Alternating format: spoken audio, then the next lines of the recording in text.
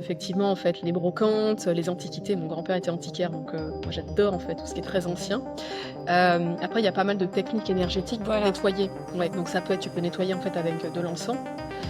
Tu peux nettoyer avec du Palo Santo aussi. Tu peux nettoyer avec de l'Aqua Florida. Tu peux nettoyer, avec En visualisant la flamme violette.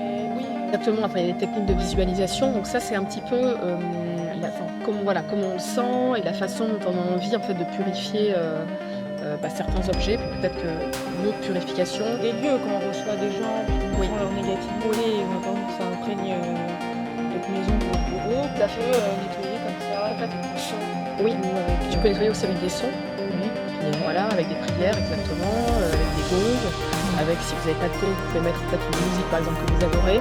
Alors bon, pas de hard rock, hein, c'est pas trop conseillé, mais plutôt en fait, voilà, quelque chose de joyeux et vraiment en fait de laisser comme si vous visualisiez en fait que toute la maison se remplit en fait du son.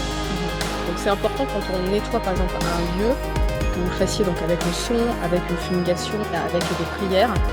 C'est important en fait de tout fermer pour vraiment en fait que toute l'énergie en fait négative soit entre guillemets un peu enfermée avec l'élément.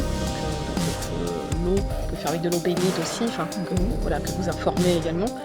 Et en fait après, de tout ouvrir, de faire une espèce de courant d'air géant et de vraiment visualiser en fait que toute l'énergie qui a stagné, en fait, avec l'ouverture et voilà, va se régénérer avec après la nouvelle énergie, le nouveau chi qui va arriver.